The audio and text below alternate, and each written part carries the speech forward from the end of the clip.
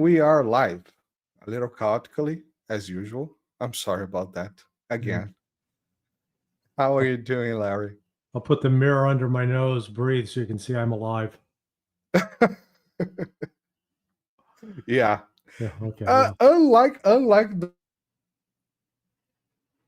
Oop, lost you there. right? Unlike Yeah. who?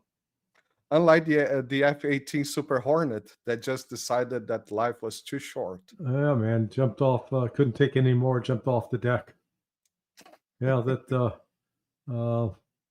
I guess the aircraft carrier was hauling ass, trying to avoid getting hit by a Houthi missile, and the plane got, didn't have it properly secured, and boom, overboard. $70 million worth. That's like 2 Predator drones.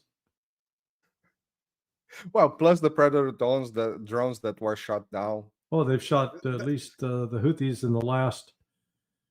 So it's 6 weeks since March 15th, and they've shot down 7. And so they're doing about 1 a week, a little bit more than 1 a week. That bill's starting to get expensive. Yeah, those that costs over $210 million right there. We have to start discussing what can we buy with $210 million. For sure, some good houses like Zelensky's, but you could buy at least in some upscale neighborhoods 210 houses. Upscale neighborhoods. Yeah, not some shack, not some one-room shack with 1 bathroom. We're talking, 4,000 square feet, 3 or 4 bathrooms, 3 or 4 bedrooms. People be living large with a pool next to the Kardashians. Yeah. Just for bonus. Yeah, it's a lot of money that could be used to make people's lives better, but instead we're pissing it away in the Red Sea. Yeah, I had other things to start, but since we started with the Red Sea, Iran and US talks, Larry. We just had the 3rd round, which seemed that had some progress, but still not some breakthroughs. And they're already talking about the next round. So yeah, we actually living week by week, Saturday by Saturday. That's right. That's the good news. They've agreed to have another round, fourth time. So that's a month of talk as opposed to going to war. Now, what concerns me is that Trump is drawing down troop presence in Syria. Maybe this is a preventative measure to lower the U.S. footprint in the event that they are going to launch an attack on Iran, and then give one less target for the Iranians to hit. I can't rule that out. But for right now, Iran is willing to make a deal. And they're willing to make a deal that they would give up all enrichment except for the low level in order to get sanctions lifted. Now, will the United States take that deal? They should. Rational thinkers, they should. Trump should. But I would predict, and this is where I hope I'm wrong. When people come back and say, "Man, you were wrong. That is a crappy prediction." But I think Trump ultimately will walk away from the deal and will insist that Iran do things that Iran's not going to do, such as eliminate all of its missile stock and end all contact with Hamas, Hezbollah, and the Houthis. How many times does a country leader has to get, whacked and destroyed and persecuted by the United States so they can learn that they cannot trust, getting rid of weapons? But people, they're not paying attention. Looks like this time is the charm. Yeah, well, this time, I keep hearing people say, Iran right now is in a much weaker position. Oh, that's nonsense. Compared to 10 years ago, 10 years ago, Iran was actually pretty isolated. Russia and China both were willing to impose sanctions, Western-led sanctions on Iran Iran was embroiled in a new war in Yemen that's backed by the United States and the CIA. And they were embroiled in a war in Syria trying to help Bashar al-Assad fend off radical Sunni Islamists that also were backed by the West. So they were in no great position. And so they were desperate to get the economic sanction relief. So that's one of the motivations that they agreed to JCPOA back then. The Joint Cooperation Program. So what happened, or Joint Cooperation Plan, that's what it is, JCPOA. And, you know, they got into it, and then the sanction relief was slow in coming, and Trump bugged out. I believe it was in 2018. Well, gee, coincidence. What happens in 2018? 2018 is when China and Russia come together with Iran and say, maybe we ought to start cooperating and working together and planning on joint military exercises. And so that first military exercise was held in March of 2019. Jump ahead now, we're 6 years later. Iran has signed a comprehensive security agreement with Russia. It continues to conduct an annual military exercise with both Russia and China. It is a member of BRICS. It's in a much stronger position. And it's launched 2 attacks on Israel in response to Israel attacks. The first was just to show that it could. The second was a demonstration where they actually unveiled hypersonic missiles that defeated Israeli air defense systems. So when you look at the status of Iran today, much stronger position, and yet they're willing to make a deal with the West. They're willing to say, hey, we don't need 20% or 60% enrichment. We'll stay content with 3.6%, but the sanctions have to be lifted. It's a deal that it's a very reasonable deal. We'll see if Donald Trump takes it. Like I said, I predict he won't. I think the man's a fool.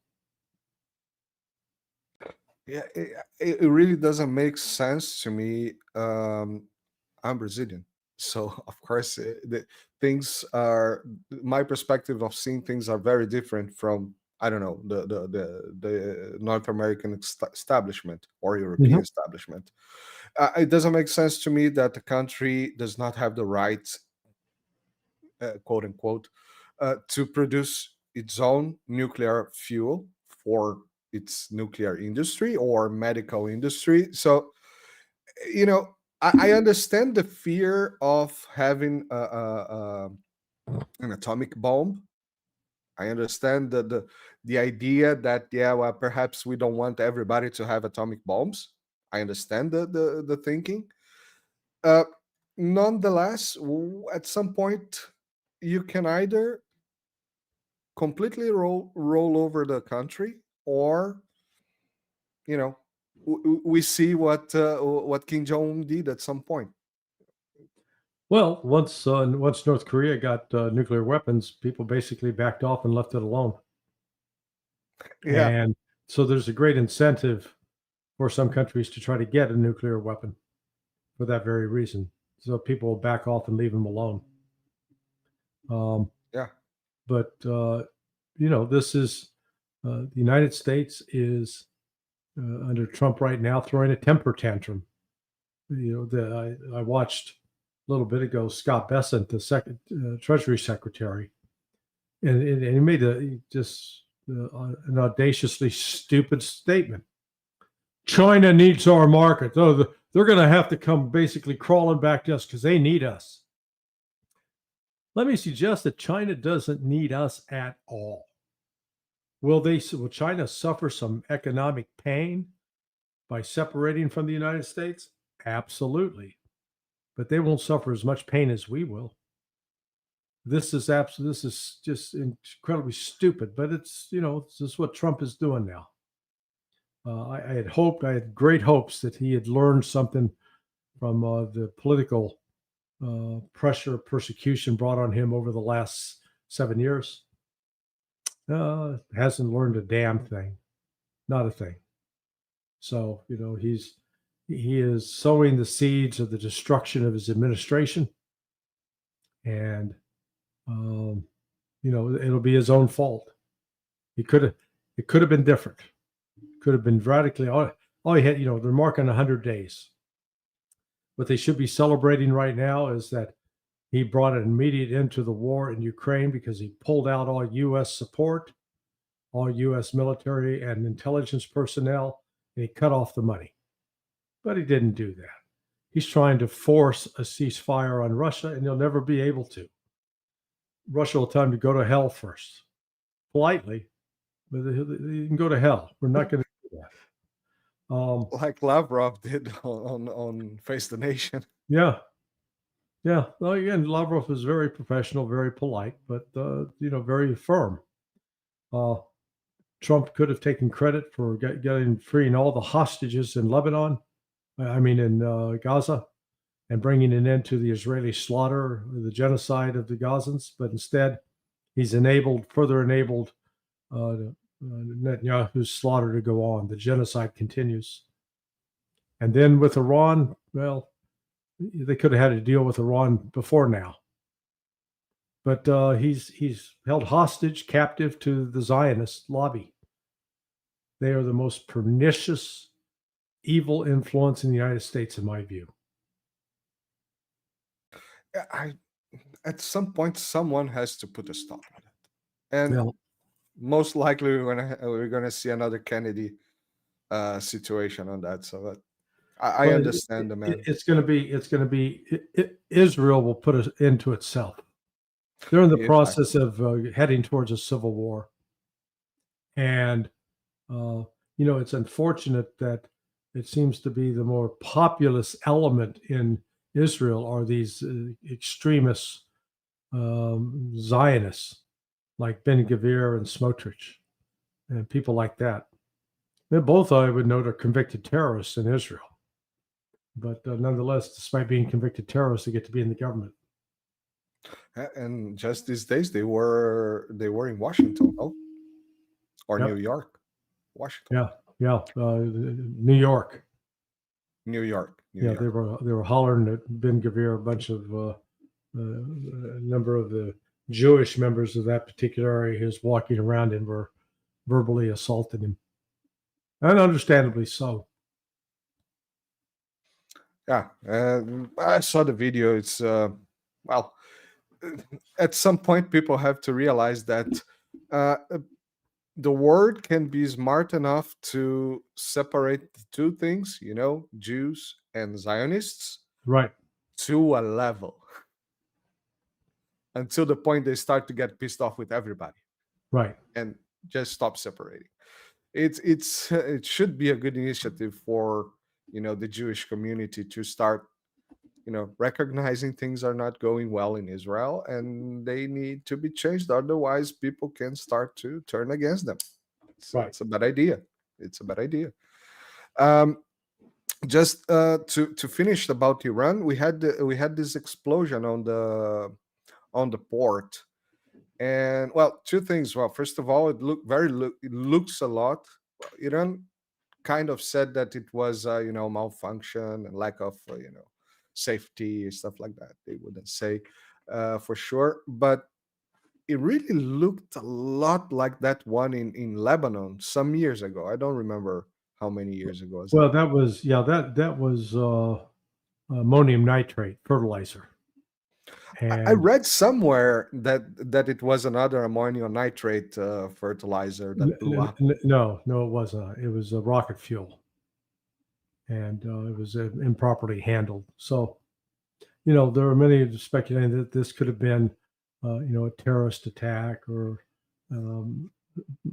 sabotage, and perhaps it was. I don't, I can't prove it one way or the other.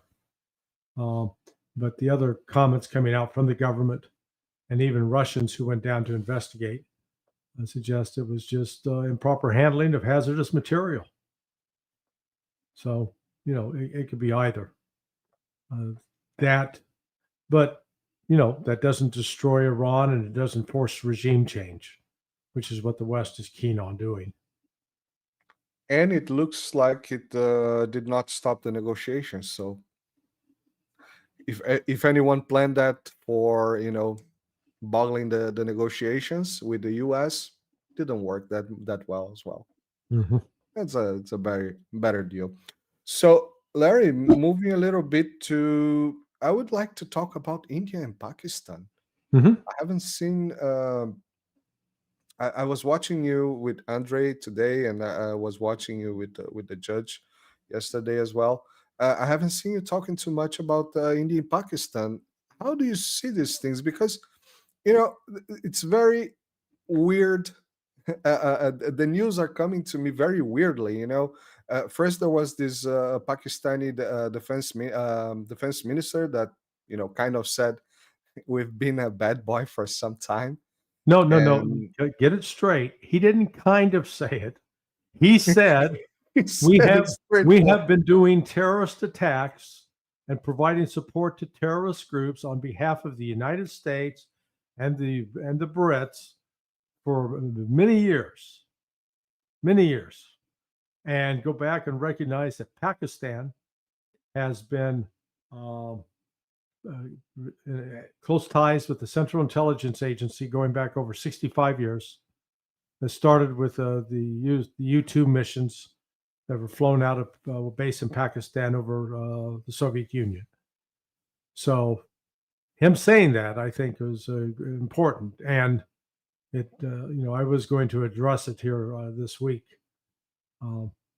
that it can't rule out the possibility that attack in Kashmir, initially claimed by Lashkar-e-Taiba, the same group that carried out the attacks in Delhi that's 12 years ago now. But that they were paid for, inspired by, coordinated with the Central Intelligence Agency to do this, create an incident, to create tensions, to weaken India, to divert India's attention, because the United States wants to hurt India because of its relationship with both Russia and now with China and BRICS. Yeah, what I found interesting, and that I totally agree that this was sound a lot like a de-escalation. Like yeah, perhaps it was us, but we were kind of forced to do that. So don't be so harsh. And the other day, I received some reports that India kind of tried to bomb a piece of Pakistan and missed by 100 kilometers and bombed its own city somewhere. So yeah, we don't. There's not a lot of good information. I mean, look, to create these kinds of tensions is a dangerous game because both countries possess nuclear weapons. I think it will ultimately be contained. They're all doing what they can to flex muscle and look powerful. But I think they will avoid the temptation of escalating, going to war.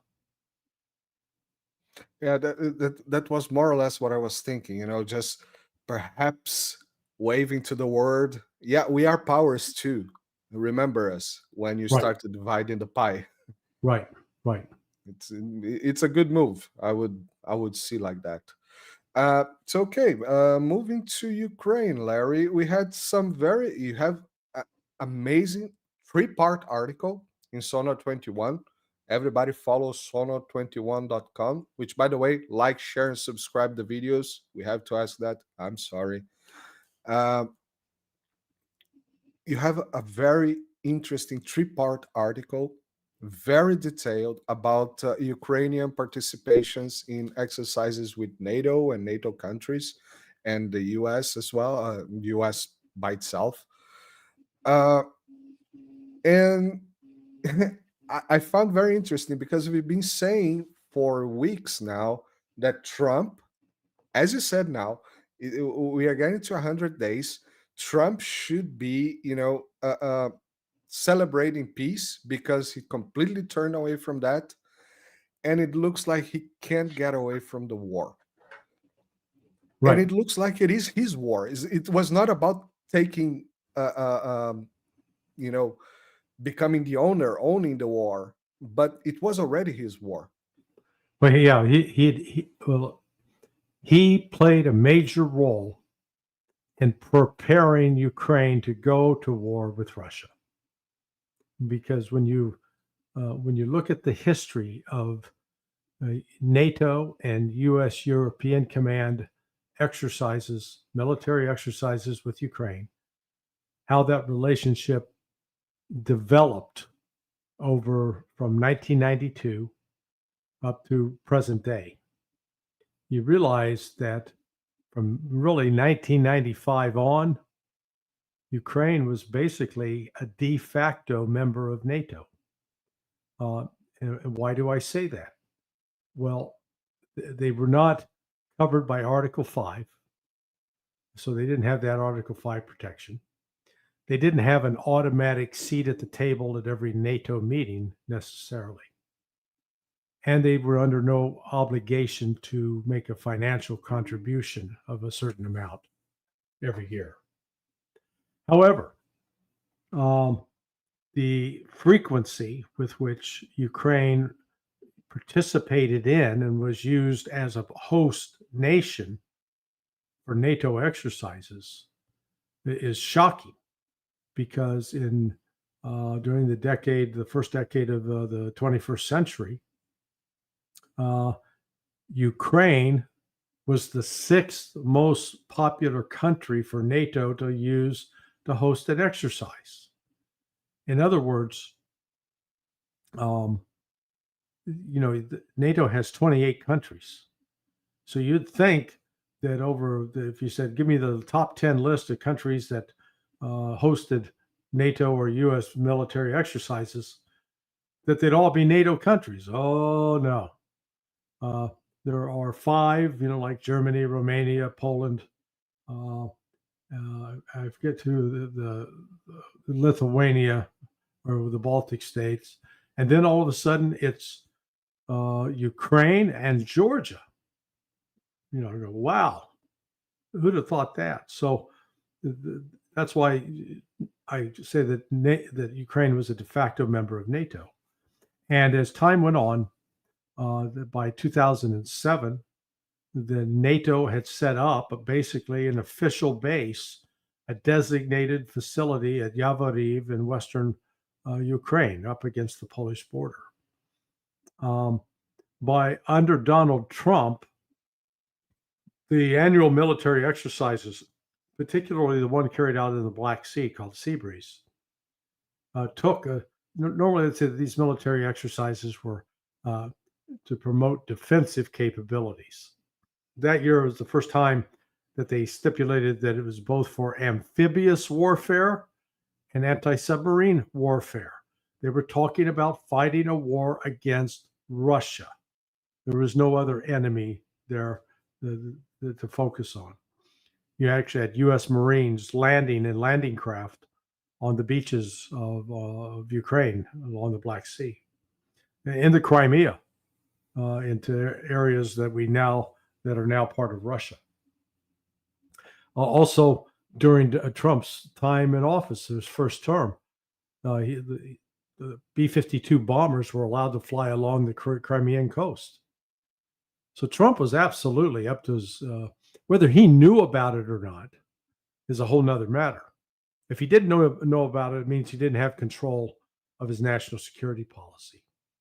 If he did know about it, then, he's even more irresponsible than we thought. And it was during that 4-year period that the Ukrainian military underwent extraordinary growth.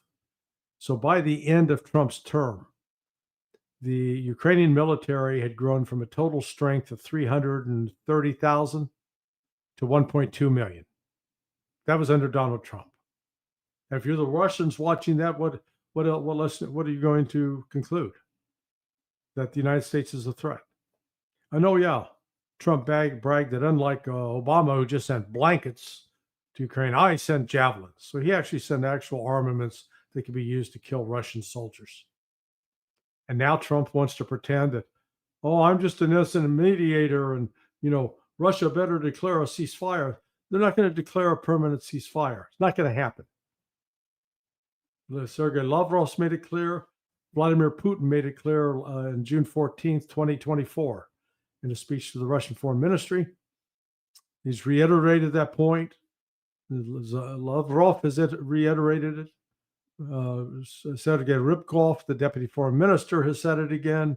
Peskov, Maria Zakharova, she said it. So, the United States just isn't listening. And there was reported, I saw something on Telegram earlier, that Steve Witkoff is supposedly headed to back to Moscow to deliver a message. And, the message is that Russia has to accept a ceasefire. Well, that's not going to happen. I don't even know how to comment on that. What else? Or else? What else? What? About this interview with Lavrov, Larry. How was the repercussion inside the United States? Because outside, we kind of, oh, cool. They are calling back not only that one, but the one that he gave to the Globo, the Brazilian outlet, just after that. Yeah. How do you see the repercussion? I saw that you mentioned that important on the judge. How do you see the repercussion of that inside the United States? No, does people actually watch Face the Nation yet? No, not that many people. Not that many people have seen it. So it was an important gesture by Russia trying to communicate with the American public. It has not gone viral. It's gotten some attention, but not a lot. But it's there. At least it's on the record. That's all you can hope for. Yeah, I couldn't say better, except for people like us that have YouTube channels and write blogs, or outside the mainstream media. I don't think anyone else mentioned the interview with Lavrov. Yeah. Nor the one with the Global, and the one with the Global is actually transcribed in the Minister of Foreign Affairs of Russia, the official website. I found that. Yeah, I think that interview took place on Sunday and it was published on Monday, correct? Something like that, yeah. I came to know about this interview watching you guys, actually. I didn't know about it. Oh, here. Well, I don't follow crap media. I figured you didn't know about it because the lights got turned off in Europe yesterday. Oh, yeah. But not here in Italy. We have good lamps. Do you have anything to say about that? I mean, I wasn't even gonna ask because it's weird. Well, but I found something very interesting, Larry. I'll let you know then. I'll let you talk then I tell you. No, you talk, then I'll listen. Okay. I received the news because here in Italy nothing happened. Actually, I received the news via WhatsApp from a Brazilian friend with a fake news from CNN. I don't know if you see this one that was going around. It was a very fake news, but kind of believable. CNN Brussels, and it was talking about the biggest cyber attack of all times against Europe from Russia. Mm-hmm. And then, it was a fake news. In the end, they were talking about some Russian Navy exercises and some NATO admiral, which name was from 19th century British admiral, which was very fakey. But then, okay, that was a fake news. But then, all the outlets, they were each one saying one thing. Well, this is some, atmospheric issue. The other one said it was a fire in France. The other one said it was malfunction or information system problem. But all of them were saying like, yeah, the cyber attack is not discarded. Nobody yeah, blaming Russia, but right. just saying, cyber attack is not off the table. And I found it interesting because that looked a lot like a psyops. First you blame Russia, and then yeah, that's a fake news. But everybody's already have Russia in the mind. Cyber attack from Russia, cyber Mhm. attack from Russia. What do you think about that and about what happened? Well, it very well could have been a cyber attack. What I highlighted is the vulnerability of the electrical grid, at least in Spain and Portugal. Was Italy affected or not? I heard different conflicting reports. No. Here, North Italy, nothing. Actually, the Italian outlet said that yeah, we didn't have any kind of problems, any kind of issues whatsoever. Okay. From what I read, it was southwest France, Spain, and Portugal as a whole, and a little bit of Belgium. Okay. So, but what it highlights is, this crazy push. Oh, we're going to have green energy. Oh, great. Well, once it went down, there's no quick fix to get it back. So it is just, it exposes the vulnerability of societies now to this kind of disruption. And yet, have you ever lived without electricity? I'm from Rio de Janeiro. I perhaps will say yes for a couple of days every now and then.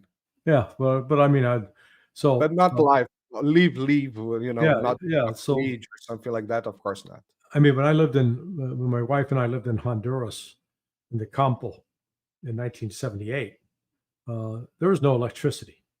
The sun comes up, the sun goes down. You got kerosene lamps. As I think I told you before, I had running water, which was you'd go fill up a bucket, and then you'd run from the well back to the house. That was your running water. Okay. Old-fashioned running water. Not running water. You run with water. Yeah, I run with water. Actually, it sounds like an American Indian name. I run with water. Running with water. Yeah. On Netflix. So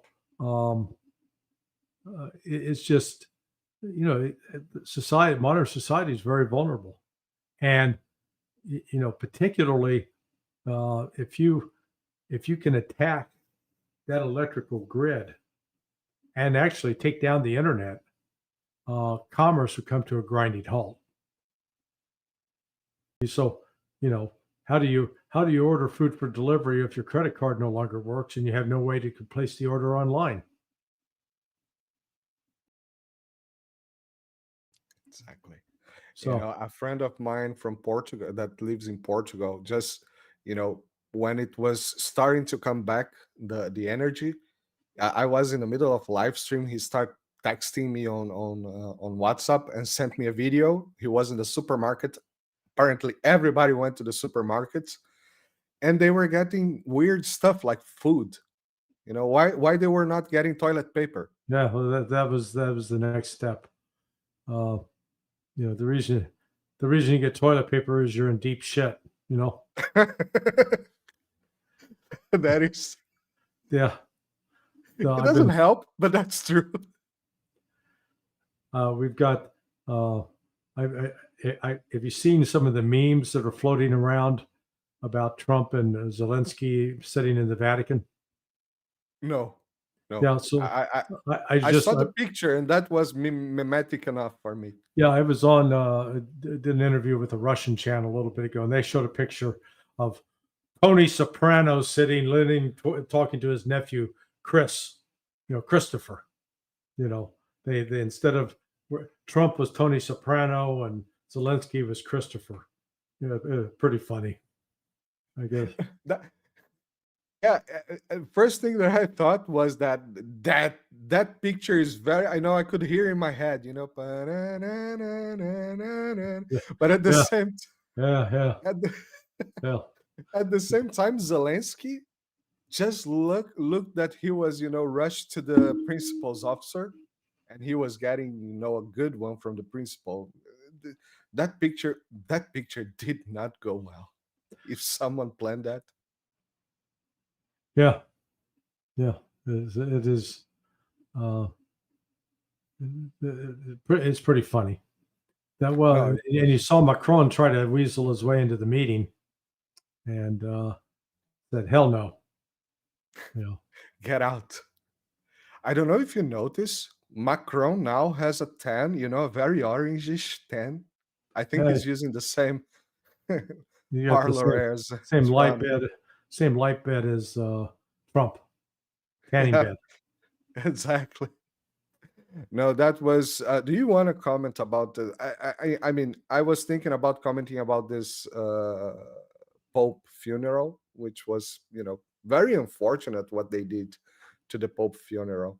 But most interesting, it was Meloni's visit to Washington. Did you watch that? Oh yeah, yeah. I watched. She, uh, she's the most attractive of the European leaders. Well, I mean, not so hard. she looks better in a dress than Macron does. Okay. Well, actually, I should take that back. We haven't seen Macron yet in a dress, but uh, we got to give him a fair shot.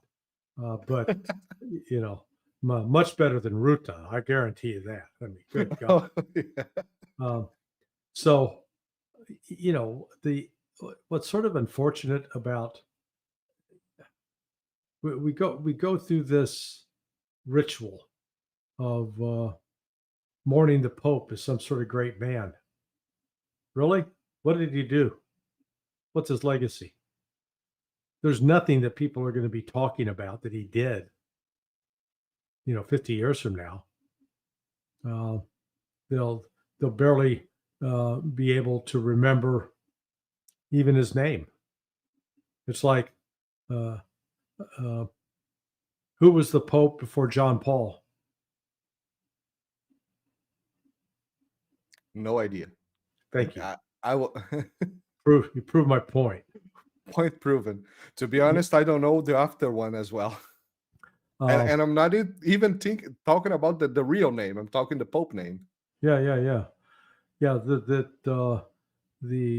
Pope John Paul became iconic, both because of the assassination attempt, but and his he was symbolic of associated with the collapse of the Soviet Union, associated with Ronald Reagan. So they're, but this Pope Francis, 12 years in office, I guess. Did he bring peace? Did he take any brave, real courageous stands to stop some of the wars? I'd argue no. So, he apparently his biggest contribution was he stacked the conclave with a group of his sycophants, and that they will likely vote someone like him back into the papacy. Yeah, I saw a very good article from a friend of mine about the possible succession of the Pope. That was very interesting. I sent you. I don't know if you had time to read that one. It was a very interesting article. Analyzing everybody that was there, that is there right now, the ones that the Francis put on, around him, and the ones less popular on that. I mentioned the Meloni Trump meeting. Excuse me. No worry. Because just by chance, this week I was, checking YouTube first page, and it invited me, it put me to watch 2022 um, Gonzalo Lira's video, Mm-hmm. and not this video, but then I have something that I remember Gonzalo Lira talked about that I was trying to search, but I remember it was on the Coach Red Pill, not in the channel that he basically deleted.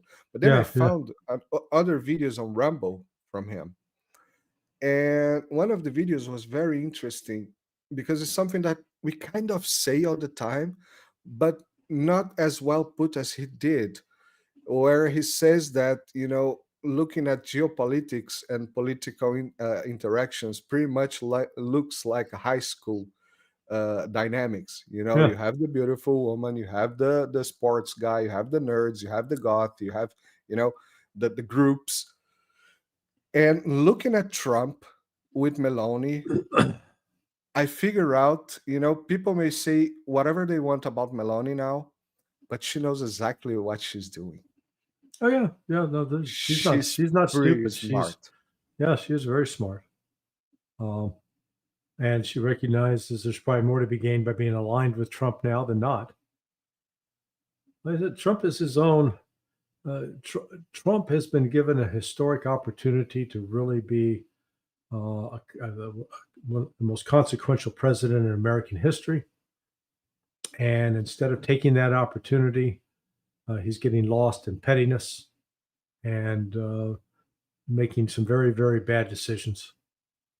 In my view, particularly, not immediately settling the war with Russia and launching this unnecessary tariff war with China. They're betting the assumption of the Trump people is that China needs us more than we need them, and that China is going to come crawling back to us. They can't live without us. And you know what? It's sort of like, imagine, there's some Hollywood star, some leading man, let's say, it's like Pierce Brosnan in his 30s. He's 38 and he gets hooked up with this hot 20-year-old. 10 years go by. She's now 30. She's still very attractive.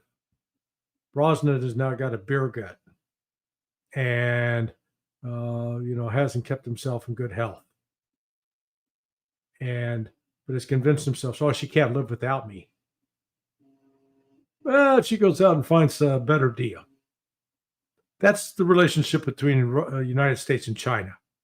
The United States thinks it's this hot young stud. Man, we're a fat bastard with a beer belly. And China, is China going to suffer some pain, economic pain? Yes. But China's political system is such that they're set up, they can absorb that pain because they're not a quote democracy.